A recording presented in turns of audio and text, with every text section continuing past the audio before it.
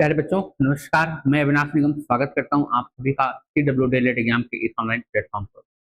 प्यारे विद्यार्थी, एक सूचना ये थी कि जितने भी मेरे प्यारे बच्चे सेकंड सेमेस्टर में पास हुए हैं, जितने भी फोर्थ सेमेस्टर में पास हुए हैं, अब सवाल उठता है कि पास तो हो गए, कुछ विद्यार्थी, कुछ भाई, कुछ बहनें हमारी फेल भी हुई हैं, कुछ में बैक लगा हुआ, तो उन्हें पास होने का अभी कोई मौका है क्या? उस मौके पर हम लोग बातचीत करेंगे बहुत ही कम समय में। आपको अगर ये वीडियो अच्छी लगे तो दोस्तों के पास शेयर भी करिएगा। आपको यह वीडियो अगर अच्छी लगे तो कमेंट बॉक्स में कमेंट जरूर करिएगा, आपको यह वीडियो कैसी लगी।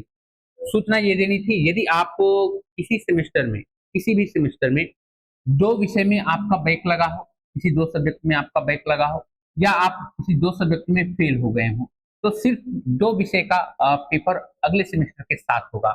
इन दोनों पेपरों का जो पेपर है अगले सेमेस्टर में होगा। अगला जो सेमेस्टर की परीक्षा होने वाली उस सेमेस्टर के साथ में होगा। ठीक है, इसके लिए बिल्कुल भी आपको फॉर्म भर देना है।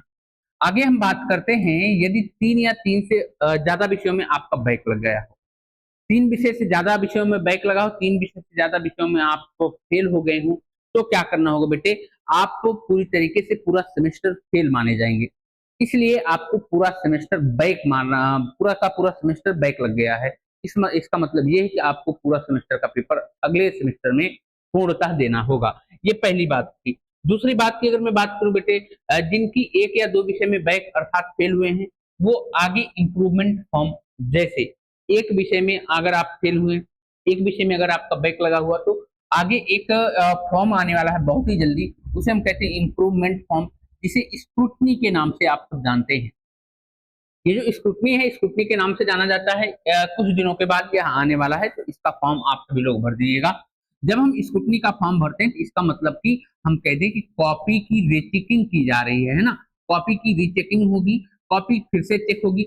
अगर आपका एक नंबर दो नंबर से बैक लगा है तो आपको जरूर इस फॉर्म को भरिए।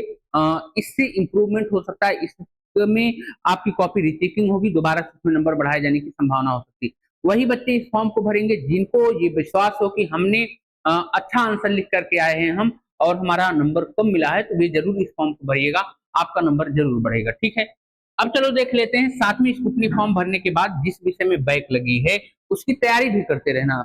जिस विषय में बैक लगा हुआ उसकी भी प्रिपरेशन करती रहनी, उस विषय की उस विषय पर तैयारी भी करते रहना है। क्योंकि स्कूटनी में पास भी हो सकते हैं, ये आपके ऊपर है, आपके भरोसे के ऊपर है। स्कूटनी में पास भी हो सकते हैं, फेल भी हो सकते हैं, कोई भरोसा नहीं, इसलिए उस विषय को आपको पढ़ते रहना है। एक इंपॉर्टेंट महत्वपूर्ण सूचना यह है कि भाई ये जो स्कॉलरशिप फॉर्म है, जितने भी मेरे प्यारे विद्यार्थी हैं, स्कॉलरशिप फॉर्म, ठीक है, स्कॉलरशिप फॉर्म आ चुका है।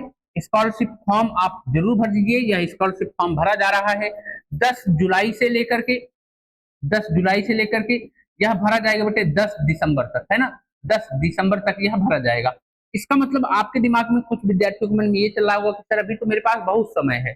भैया, ये जब हम स्कॉलरशिप फॉर्म भरते हैं तो इसमें थोड़ा सा समय लगता है, थोड़ा सा टाइम लगता है। इसलिए स्टार्टिंग में ही यदि आप फॉर्म भर देते हैं तो आपके लिए बेहतरीन होगा। अंत में ये होता है कभी साइट नहीं चल रही, कभी ये समस्याएं होती हैं, कभी ये वो समस्याएं होती हैं। उन समस्याओं से बचने के लिए अगर आपको स्कॉलरशिप चाहिए तो बेटे स्कॉलरशिप अच्छे से भर देना। छोटा मोटा अमाउंट होता नहीं, लगभग ठीक ठाक अमाउंट होता है। अगर आ जाता है तो हमारी आर्थिक रूप से थोड़ी सी सहायता मिल जाती। इसलिए इस फॉर्म को जल्दी से जल्दी आप लोग भर दीजिएगा।